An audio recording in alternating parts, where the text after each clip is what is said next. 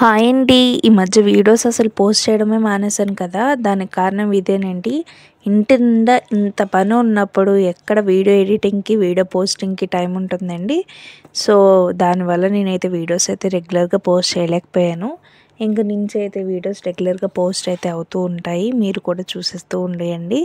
చూడడమే కాదండి, మన వీడియోస్‌కి లైక్ చేయడం, షేర్ చేసుకోవడం, సబ్స్క్రైబ్ చేసుకోవడం మాత్రం మర్చిపోకూడదు. ఈరోజైతే మేము సున్నాలైతే వేయించుకుంటున్నాము. ఎలాగో సున్నాలు పైన వేస్తారు. అలాగే మనుషులు కూడా ఎక్కువ మందే ఉన్నాం కాబట్టి 2 పళ్ళు పెట్టేసుకుందాం ఈరోజే అని చెప్పి గిన్నెలు తోమడము, అలాగే సున్నాలేయడం 2 ఒకే రోజు పెట్టుకున్నామన్నమాట. పైన అమ్మమ్మ సున్నాలు వేయిస్తున్నారు అక్కడ మనుషులు పెట్టించి. కింద నేను, పూర్ణక్క అలాగే మా పిన్ని కూడా కూర్చొని సామాన్లైతే తోమేసాము ఫుల్‌గాన. అన్నీ ఒకే రోజు అవుతాయా లేవా అనుకున్నాం, కానీ వెదర్ అయితే చాలా బాగా సహకరించిందండి. ఎందుకంటే ముందు వారం అంతా వర్షం ఎక్కడ పడిపోద్దా అని భయపడ్డాం, కానీ నేను పని చేయడం వల్లేమో మంచిగా ఎండ కాసింది. సో, అన్ని సామాన్లు ఆ రోజే అయిపోయాయి. ఇత్తడి సామాన్లు తోమడానికి మా పిన్ని అయితే ఇక్కడ ఒక ట్రిక్ అయితే చెప్పింది. షమీనా పౌడరు అలాగే ఇటుకను గుండ చేసి 2 కలిపి చింతపండుతో అయితే తోమిందండి. భలే తెల్లగా వచ్చాయి.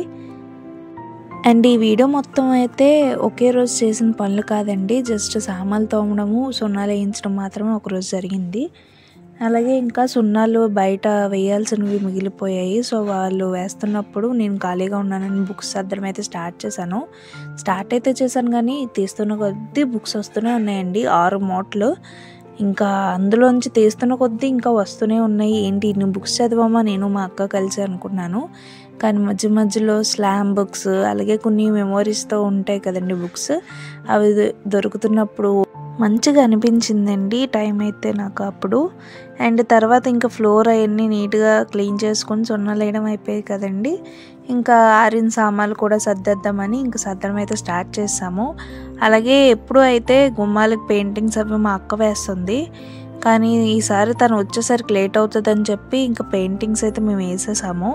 కాకపోతే ఏంటంటే ఇంకా గుమ్మాలకి అది గోల్ చేసేస్తుంది అనమాట. ఇంకా ఇంట్లో ఏదైనా పెయింటింగ్స్ తనే వేయాలంటది. సో, అందుకే ఓన్లీ ఎల్లో పెయింట్ మాత్రం వేసి ఉంచాము.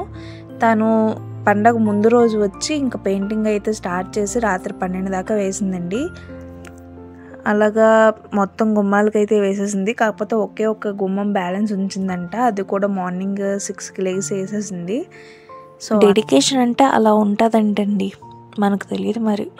మా అక్క వచ్చేసరికి పెయింట్లు అన్నవి మ్యాక్సిమం వేసాము. డోర్స్కి, కిటికీలకి అన్నిటికి ఒక కొత్త లుక్ అయితే ఇచ్చేసాము ఇంటికి.